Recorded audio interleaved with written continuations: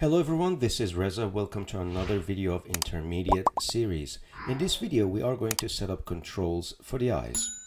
So we have the character here, and if I isolate the eyes, we can see that they're hemispheres. So what I did basically, I had to go here and center its pivot and go to top view and align the pivot so the pivot is at the center of the geometry.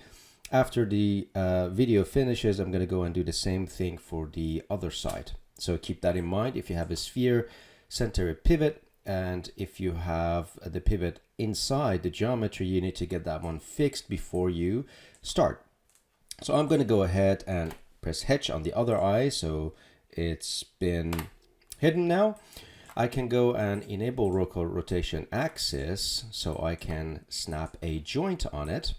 I'm going to go to probably top view and press 4 to wireframe, and I'm just going to create a joint. So I'm holding down X, snap a joint here, going to decrease its radius to something like maybe 0.2, and with the move tool selected, holding down V and snap it to the local rotation axis. So I'm going to reduce the radius joint to something like 0.1. Now I can easily duplicate this joint via the outliner, Control D, and it would be a good idea to zoom in, holding down V and snap that to the center of the pupil. I'm going to select the child, shift select the parent, and press the P key. Now you may say why the bone has been disappeared. The answer is really easy because we're in selection mode, or isolated mode rather. If I go ahead and look at the geometry now, we can see we have the eye created for us. So I'm just going to enable wireframe on shaded so you can see the position of the bone. That's correct. I'm just going to go and switch back, select these two, go to isolate, zoom in, make sure everything is correctly placed. Now, one problem we have here obviously is the orientation. I don't need to even say that. I'm sure you've seen this.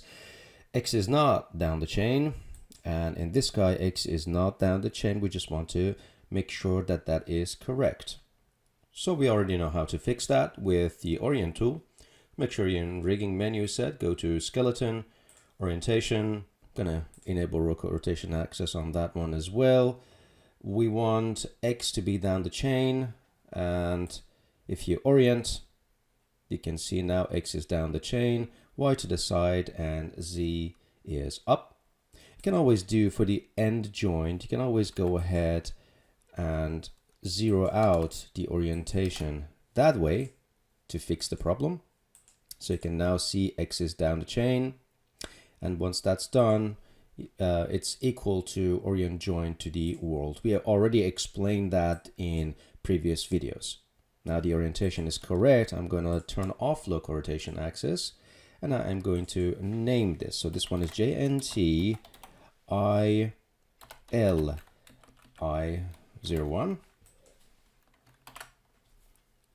and the other one is JNT ELI01. Now we can go ahead, duplicate this, and create joints for the eyelid, but the purpose of this tutorial is not to focus on the facial rigging, but rather on the character. I'm going to put together a separate video series just to work on or talk about facial rigging and teach you new methods on how to create a sturdy facial rig for the character. But for now, a simple eye control will get the job done just fine. I'm going to turn off the selection mode. With this guy selected, I can even go and mirror the joints. Since we've already named everything and the orientation is correct, I can go to mirror joints. It would be a good idea not to choose behavior because the eye joints are not moving in an opposite fashion as opposed to limbs or hands. So orientation would be the right choice when you mirror the eye controls, especially for the eyelids. If you mirror them to the other side, make sure to choose orientation. So XY is correct, L to R is correct, and we mirror this successfully. We can see orientation is again correct, X is down the chain. Now it's time to bring some control curves so we can translate the eye bones. I'm going to go to curve surface and create a simple curve. Move it up. I'm going to zoom in. You can always go ahead, hold down a V, snap it to the eye bone. Oh, didn't really snap properly. Going to zoom in, make sure you snap the pivot correctly. Now you can rotate this from the channel box 90 degree in X, and of course move it forward. I'm going to scale this down to probably 0.1. Make sure it's not too far away or it's not too close. Probably fix the distance via the side view. Something like that looks good. I can always go ahead, Control D, Control G, and move this to the opposite side. And of course, I can create a third sphere by duplicating one of these spheres. Going to move this to here, and we would like this one to be the controller for these two.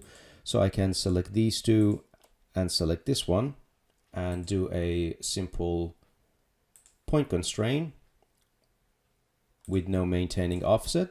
Now this one is right at the center. I'm going to go to component mode and reshape this a little. Probably would be a good idea for me to isolate these curves so I can freely change the shape of them.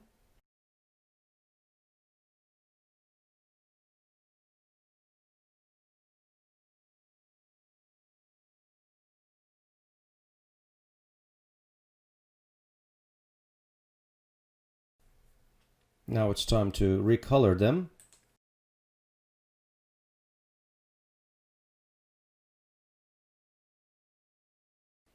And of course you can go ahead, and if there's any extra point constraint, you can go ahead and delete it. Select these guys and press Shift P to unparent, delete the unused group nodes, and just name the controls quickly. CTRL LI01. The right side is going to be CTRL RI01. And this one is going to be CTRL box I01. That's the I box for L and R. Now I'm going to group them as well and name the groups as accordingly. But before I do that, I want to make sure to freeze the transformation. So I'm going to go ahead and freeze the transformation on all of them and then group them really quickly.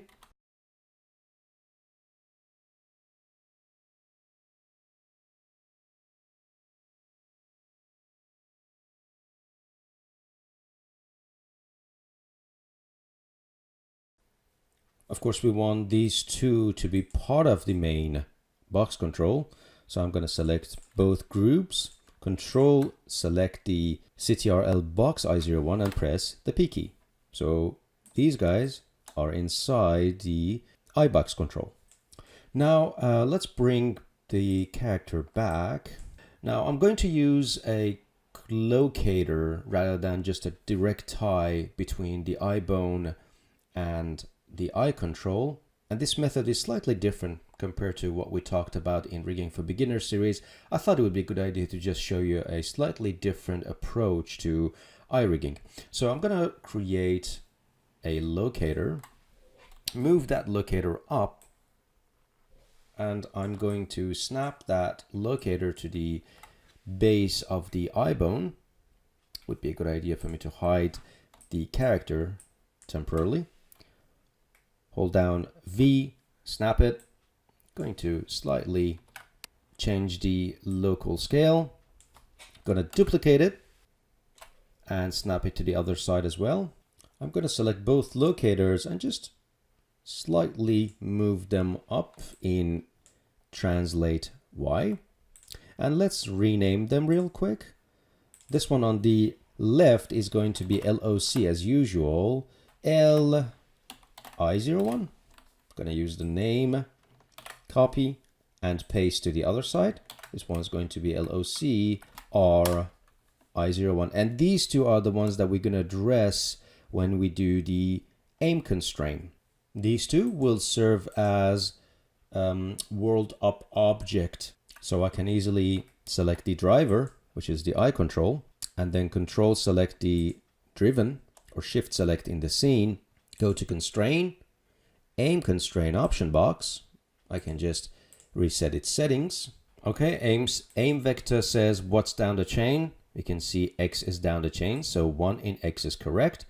Up vector, what is pointing up at the moment is Y, but Y is to the side right now. So I can go and zero out Y and put 1 in Z instead. Now, I can probably go apply with world up type to vector and get the result, but that slightly different approach is object up. And within that object up, we can just specify the name of this control. Paste that one here. Well, I need to select the driver, control select the or shift select the driven, and go apply. I'll be doing the same thing for the other side. Select the driver, control select the or shift select the driven, and in here I just put LOC RI and apply. And now if I select and move the eye control, you can see eyes are following now. I can probably do some adjustments here, so we can get rid of the scale and rotate on both eyes. So I'm going to go lock and hide selected. I can select the eye box and do the same thing. So I'm going to select rotate and scale, right click, lock and hide selected. So all we have is the translate controls, and it works beautifully for us. You can always go ahead, select these locators and turn off their visibility. So set to 0. And of course, because we don't want them to be just in the scene, we can select the iBox control and parent them to the iBox control. So they're part of something and still everything works beautifully for us. All right, with that, let's bring back the character and do some cleanups. I noticed that the eye joint is not part of the main chain. I also noticed that if I bring back the clavicle joints, so I'm going to bring back the clavicle joints, they're not part of the chain. And same thing is happening with our thigh chains. They're not part of the main chain. So let's go ahead and fix a few things and do final cleanups. We're almost towards the end of body control setup. So we might want to make sure that everything is nice and clean and connected so we can finalize the rig finally. Now, first things first, the eye joints. I'm going to zoom in. Going to select both eye joints, shift select the eye bone and press the P key. So they're part of the head control and they will snap into the neck bone successfully. Now, neck bone itself can be part of the neck base because right now neck bone is separate. I can control or shift select the neck base joint. If I press F to frame the neck base, we can just select the child, shift select the parent and press the P key. So now neck joint is part of the neck base. That's done. Can go and select these two locators and parent them to the head control instead. And then I select the eye box, make it part of the global control. So I'm going to select the eye box, shift select the global and press the P key. So everything is inside the global control and it's nice and clean. Now let's go ahead and connect the thigh chains. We have two leg connection chains, so JNT L leg connection and JNT R leg connection. I can zoom in and shift select the JNT pelvis handle and press the P key. So they're part of the spine and it can be moved nicely.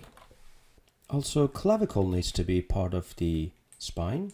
So we've got two clavicle joints here, L and R. I can just say be part of the spine. So I'm going to select the joint for it. And the joint in here, if I just press F, reposition this outliner window so we can exactly find it's JNT E spine G01. So I'm going to select both clavicles and control select the spine and press the P key. Now clavicles are part of the spine. I can do the same thing with clavicle controls. Select CTRL, L and R group node, shift select the JNTE spine G01 and press the P key. So they're part of the spine. I can do the same thing with the neck. Shift select the spine. It's rather the chest bone, but the naming says spine. Press the P key. Then it leaves us with CTRL head control, and that can be part of the global. Shift select the global and press the P key. Now, moment of truth. I need to turn off the character. Now the idea for this test is to scale down or up the character and make sure nothing shrinks or collapses. If that's the case, then we have a problem in our hierarchy. We did the same test for our character in Character Rigging for Beginners series, so this is no exception. Going to scale, and you can see everything scales proportionally. Nothing shifts, slides, or moves. That is great. I'm going to do the same test with our FK controls on. Excellent. So this means that the character and the setup and the hierarchy are all clean and everything is connected accurately. Also, for the global node, I would like to have only one attribute to scale. I don't want the users to scale the global attribute in x-axis or z-axis or y-axis by accident. Especially for animators, it's going to be inconvenient. So let's tie them all together. With the global control selected, I'm going to go to Node Editor, bring up the good old Node Editor and drop in our global control into the Node Editor. I'm going to select the global node, expand that, and we'll expand scale. And let's tie two channels to one channel. So I'm going to tie them in scale Y. So scale Y controls scale Z, scale Y controls scale X.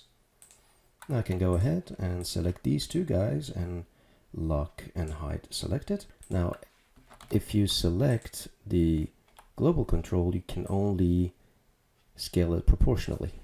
That's exactly what we want, but unfortunately scale Y, the naming is not quite clear. Probably you know, but if you hand over this project to someone else to animate, the animator might think that the scale Y is actually active, which is inaccurate. Scale X, Y, Z are tied into this attribute. So let's rename this attribute to, let's say, global scale. And we do that through a simple Python script. So I'm going to open my script editor.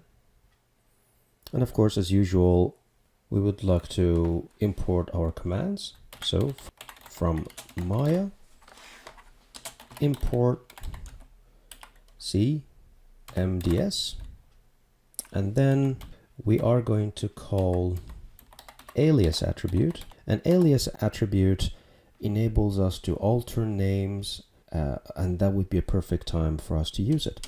So we need to clarify what name we would like to give this new attribute, what name we would like to give the current attribute, which is scale while. I'm going to call this scale, and then it asks what attribute this scale is sit on, and this attribute is called CTRL global 01. I always copy and paste the name, make sure there's no confusion, and then followed by what attribute are you targeting, and the attribute we are targeting is scale Y. Now if I run the script, there is just one single typo here. If I just run the script with the global control selected, and if you look at here, oh, it just errored out simply because I did not complete the string. Going to do that again, and now we have only scale attribute to take care of our scale. All right, that's it for this video.